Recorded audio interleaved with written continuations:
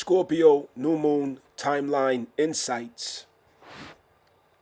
Before we rush ahead, let's make sure we have the full understanding, or at least expand our understanding of where we're coming from, what energies we're working with, so we can be intentional.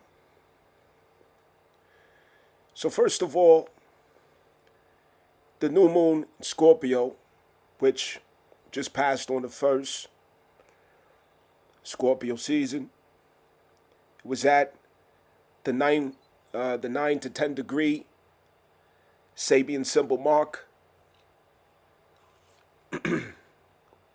which this Sabian symbol expresses a fellowship supper. A fellowship supper. Think about it. Camaraderie. Camaraderie. And I go on to read the Sabian symbol. Group activity generates a deep sense of belonging and willingness to help others and join in with the ups and downs. Enjoyment of friendliness. So, at the new moon, we all should have gotten a glimpse of this from the heart's perspective. From the heart's perspective. The heart's perspective, it conceives. Mercury, which I'm going to talk about, that perspective, it perceives. Okay?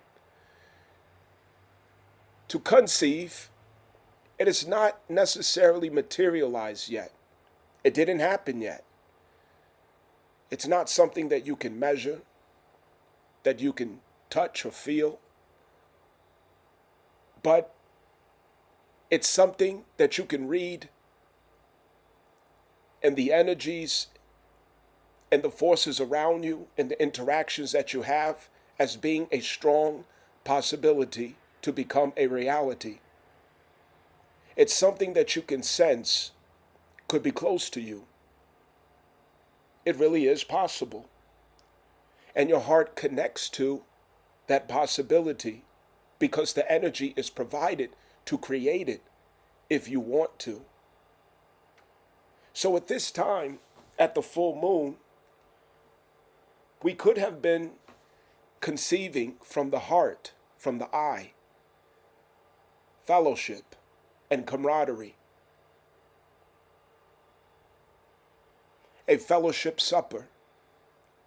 I need someone, in other words, this expression goes, I need someone to cry with. I need someone to laugh with, someone to tell about my victories. I need to be able to share my triumphs and my success. But it doesn't mean anything if I also can't share the struggles prior to that success. So I want to call in who can help me to experience camaraderie. As we all became new and stepped into a new timeline, the new reality, we now long for companionship, friendships, relationships that can help us to experience the depth of this reality together. Someone who we can report our experiences to, share the good and the bad, the laughter and the cries with. Someone to help you to dress the wounds. I'll have your back if you have my back. I understand your pain. I know what you're going through. Tell me all about it. I want to hear it. What's going on? So this is something that our heart is longing for at this point. And it becomes an intention of the heart. Scorpio is a war territory. It is a battlefield, just as Aries is. This is a battlefield. So in the battlefield, you want camaraderie. You're going through it, and you've been going through it, and you want camaraderie. I want camaraderie. We want camaraderie. Understand? So this is where the heart is at. Because of this, at the new moon, you could have had an experience where your heart was saying that it was possible that you could do this. It was possible that you could make such a connection with someone. Somewhere it felt like it was in reach. Somewhere it was registering to you that it might be possible to finally share my burdens and experiences. There's someone there, maybe, possibly, okay? Now, on the other hand, we have to consider Mercury, okay? We have to consider Mercury. Now, the sun is the heart and what the heart is expressing, and we have a new moon there in which what this is, if that's the intent of the heart at a new moon, then by Taurus season, that's exactly what you will experience. By Taurus season, you will have a fellowship supper. By Taurus season, you will have camaraderie. By Taurus season, it will be an experience that you have finally materialized and created to come true, to make a reality of. But now is where that intention generates. Something or someone helped you to form this longing, this desire, this intention. Someone or something, okay? This could be an individual. This could be individuals, okay? This could be a particular environment, an experience that you pass through that help you to form the desire, the taste, to smell the fragrance of, the possibility of exactly what you want to experience as a fellowship, understand?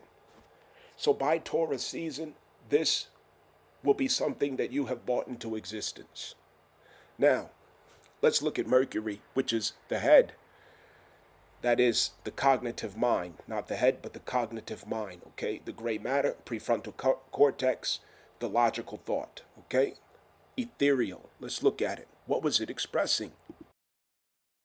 Now, at that time, Mercury was at the 28th degree, which is progressive 28 to 29 degrees. Therefore, the 29th degree Scorpio is what is read. This Sabian symbol expresses an Indian woman pleading to her chief.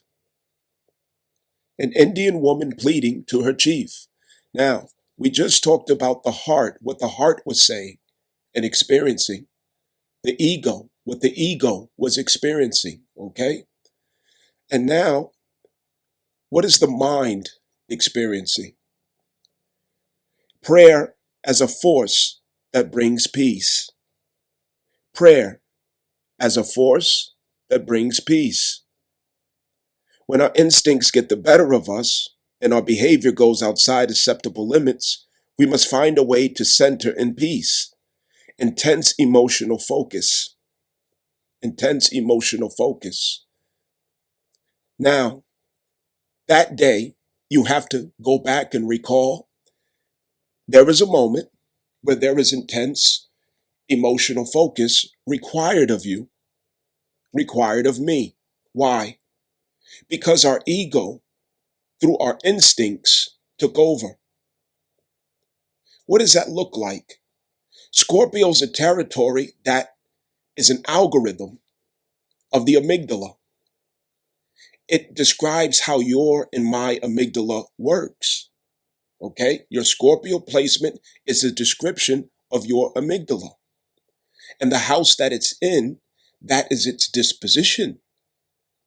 So at this time, the heart, the ego, it was taking over the instincts, taking over the amygdala, okay? Because through the ego, our instincts were attempting to make decisions. And those instincts were saying, there's something that you long for. There's something that you want to experience. There's something that makes sense to your feelings, to your emotions, There's something that makes sense to your soul, and your ego is tied into it. Okay? The sun. It's the sun. Your ego is tied into it.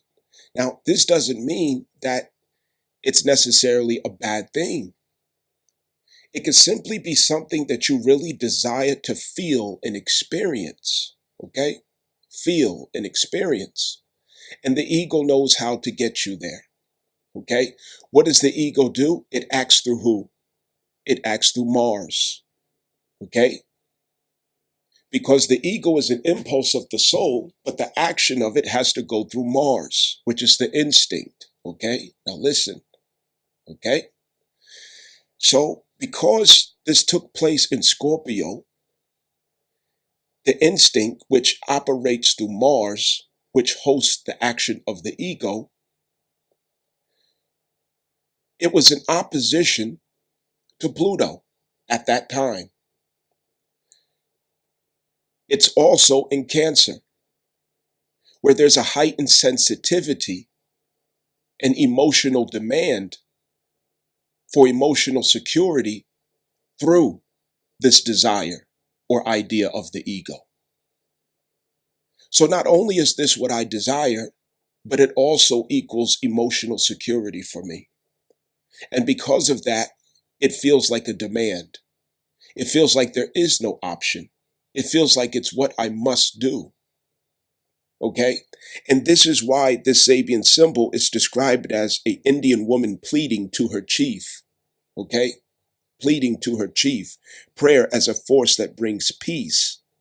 When our instincts get the better of us and our behavior goes outside acceptable limits, we must find a way to center in peace. Now, our behavior, Mars, through Cancer, which was informed by the heart space in Scorpio, through the instincts, the amygdala, it was in opposition to the powers of the circumstance that you're in.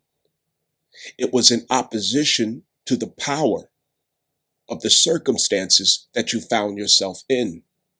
So even though this is what you want, even though this is what you feel like you absolutely have to do according to what your nature is saying, the circumstances, the power dynamics of the circumstances, power meaning that which you have the ability to do and that which you do not have the ability to do, that which is wise of you to do and that which is not wise of you to do. Okay, that which is permissible or not permissible, that which is correct or incorrect. Okay, that which you should make consequence of and that which you should not make consequence of. Power was not in your favor towards what your ego and your heart space was asking of you. Okay, and what this suggests is that we overstepped our personal boundary. Okay, in that longing. So what was Mercury saying? Mercury was praying on behalf of the heart. In other words, the higher conscious, okay, the consciousness is pleading on behalf of the soul and the ego, okay, the soul and the ego. So the consciousness through Mercury and this expression, intense emotional focus, Mercury is saying, whoa, what's going on here? You're set on fire. You got your head in the clouds. You feel entitled to draw your sword and just go to war to make this happen. Mars is in Cancer. You feel entitled to act on what you feel. At all costs, no matter what the consequence or the outcome, I must have this feeling. I must have this experience. I have this right. I must take this action. I must do this thing. Okay? And Mercury is saying, hold on. I need you to slow down. I need you to rethink this. I need you to consider all of the details. Now, where am I getting details? The sun was used in Scorpio to short circuit the instincts towards actions on its behalf. But Mercury was used in Scorpio for a different reason. Mercury was used in Scorpio to get to the bottom of the fine details, the truth of the matter. rather than the entitlement of the matter. The fine details of the point of disillusionment that has to be faced, not the entitlement and desire that the heart is already indulged in. Okay? So examining the facts. So Mercury goes to the depth of Scorpio to get down to the bottom of the decision that's desired here. And both the heart and Scorpio is under the authority of Pluto. And Pluto currently is wielding power over a closing process between one world and the opening process of another world.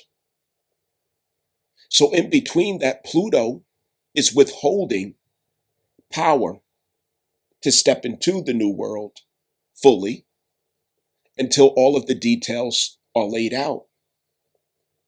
So you want to take this action, but it's not provided or accommodated for, and it could be irresponsible, it could be messy, it could be regretful for you to take an impulsive action through Mars and the short circuiting of the instincts through the Sun and Scorpio, or to overlook the details that's to be weighed and considered from Mercury's recovery of ethereal intelligence and data, facts, proofs, and evidence that raises disillusionment to a dream.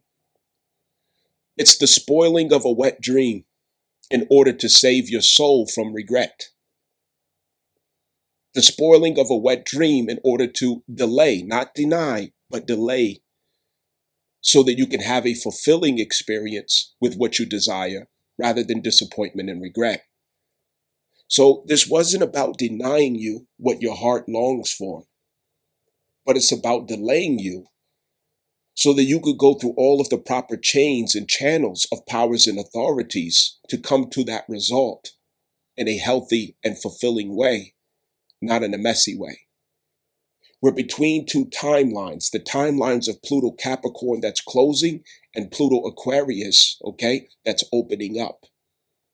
And we're reading off of one world and we're losing reads off of the other world, okay? It's a little confusing right now. There's a lot of things to weigh.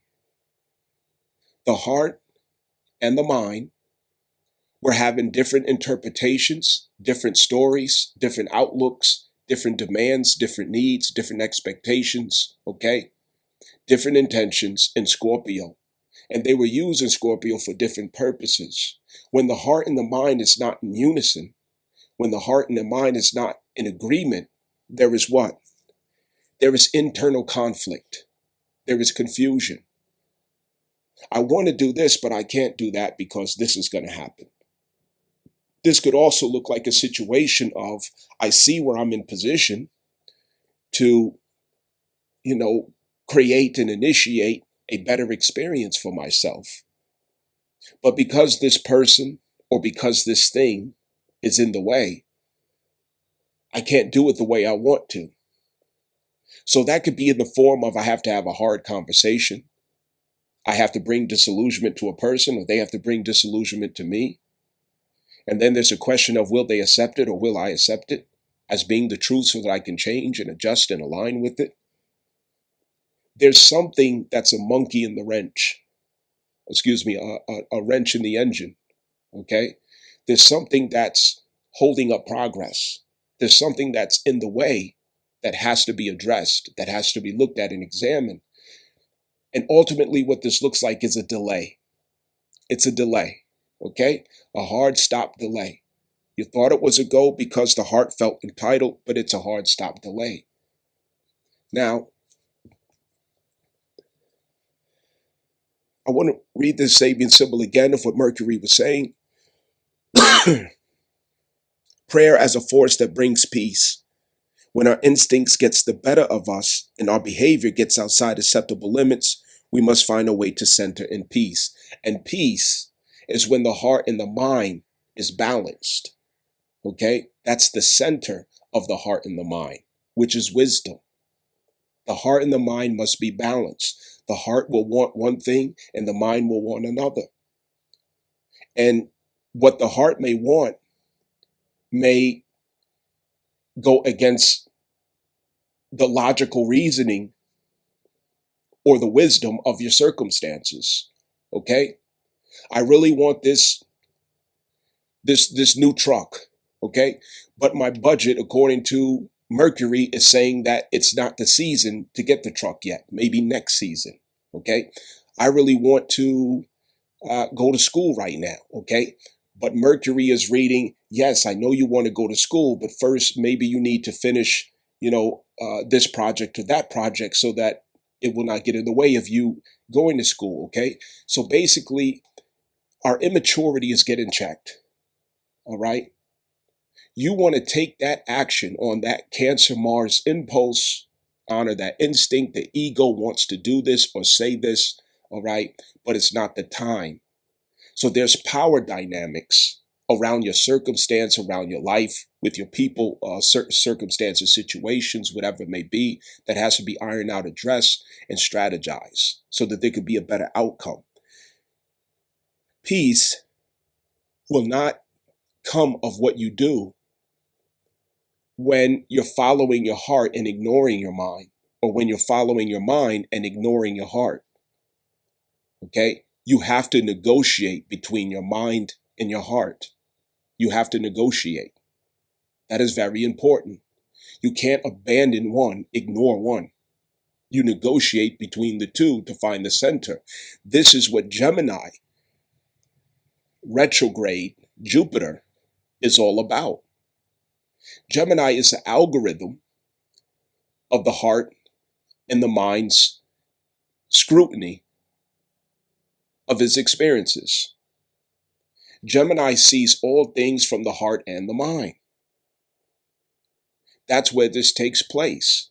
And it's an internal ethereal algorithm of seeing something from both the heart and the mind, which results in wisdom, insight, understanding, cross-examination. Jupiter is there in retrograde. Okay? So Scorpio is bringing out the depth of our heart and mind's workings as it relates to our sense of management and control over our emotions, our impulses, and the heart and the mind, and how they relate, and whether or not we are bringing them to balance. Understand? Prayer as a force that brings peace. Utilizing prayer, because prayer is a way to harmonize your heart and your mind. It's a way to center your heart and the mind, to bring it back in unison. Understand? So, instincts, of course, mentioning. Now, the sun was at the cusp of the scorpion and the eagle expression of the scorpion and the eagle expression of Scorpio. Okay? Now, what that is the heart that just overcame its transformations of venom into antidote, and it's at the view of what it must do to renew and refreshen its spirit.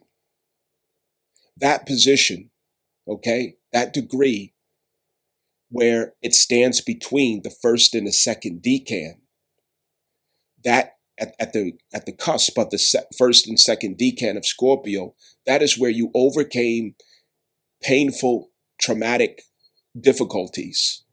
Okay, you overcame them and you transformed it into strength. You transformed it into resilience and wisdom.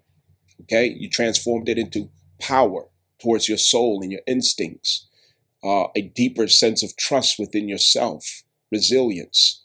Okay, and now you're looking at the view of the second decan from the heart, and from the heart looking at the second decan, you're looking at yourself as the eagle that has to fly away to sharpen its beak, to sharpen its claws, to pull out its matted feathers so that it can come out new and refreshed.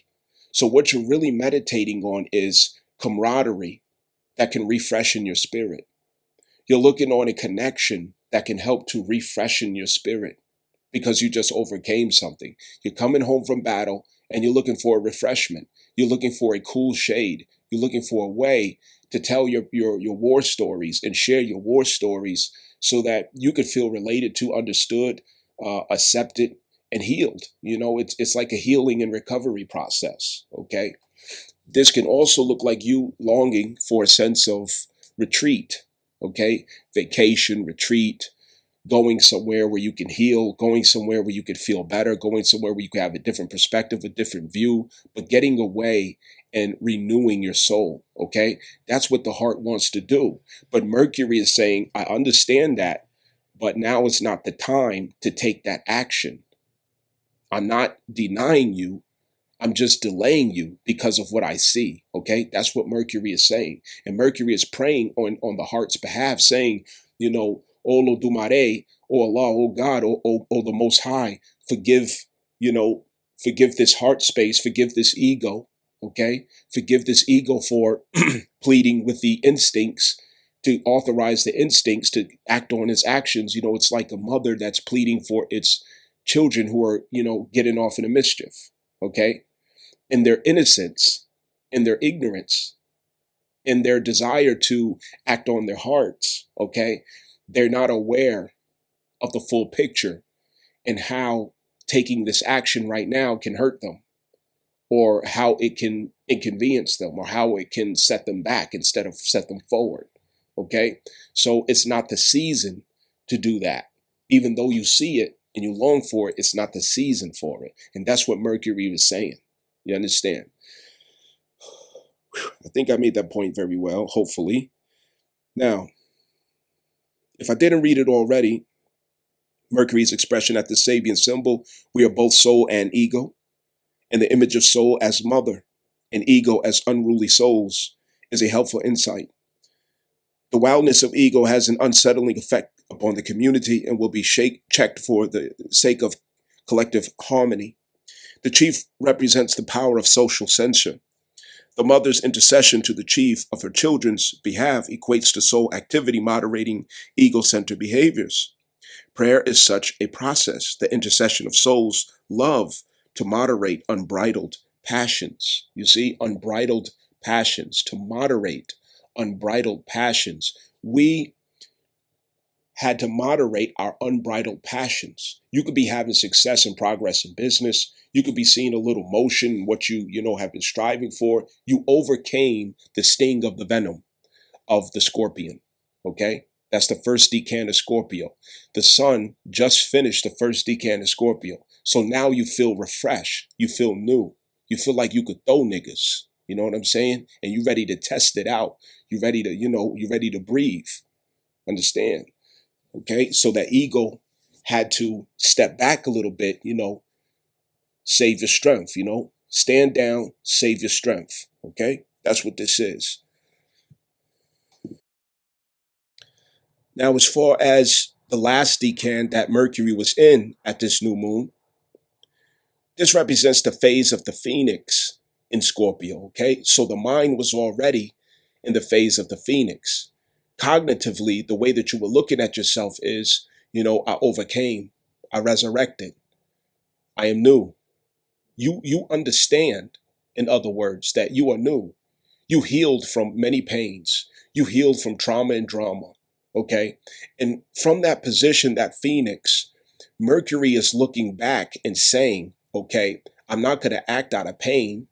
I'm not going to act out of toxicity. I'm not going to act out of what I suffered in the past, but I am going to remember it so that I can make wise decisions.